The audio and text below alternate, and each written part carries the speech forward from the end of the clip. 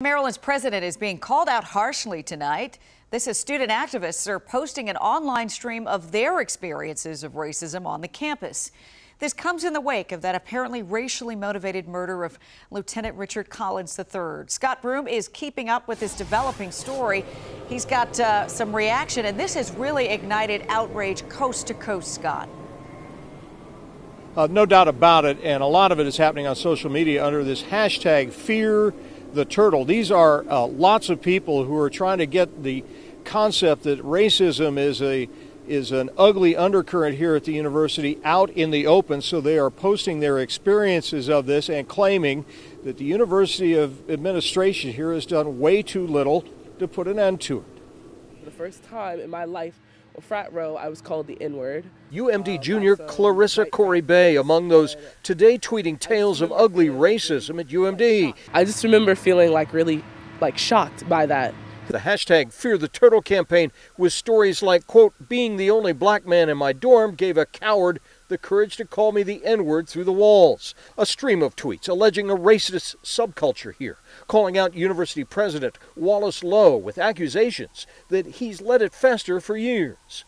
We can't keep protecting people who engage in this manner. It leads to events, I would say, like the death of this young man on our campus. We believe that this could have been prevented. Recent graduate Erica Fuentes alleging today on Twitter, Lowe once told her proposed mandatory anti-racism and diversity training pushed by student activists, quote, was a waste. He did say that in his eyes it wasn't something that administration had a role in preventing. Lowe declined a request for an interview today by WUSA 9. It hurts a lot to know this is where he took his last breaths. Meanwhile, a slow trickle of mourners at the site where Richard Collins III was stabbed to death, allegedly by a student with white supremacist ties, makes for a sad spectacle here. Well, I'm actually a recently commissioned second lieutenant into the Air Force. I feel like that could have been me. I hope that, this incident is going to open up a lot of people's eyes, because this isn't the first thing that has happened onto this campus.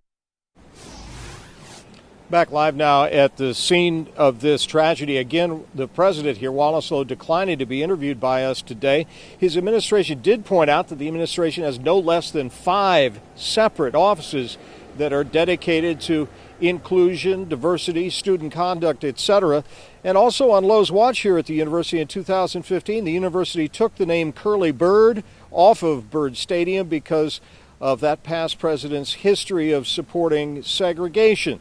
So from that respect, things perhaps are changing here at the university, but Lowe's critics say it is not nearly enough, and an ugly underbelly of racism still exists. Reporting live at the University of Maryland, Scott Broom, WUSA 9. All right, Scott, and prosecutors are still deciding whether to file hate crime charges in connection with Lieutenant Collins' murder.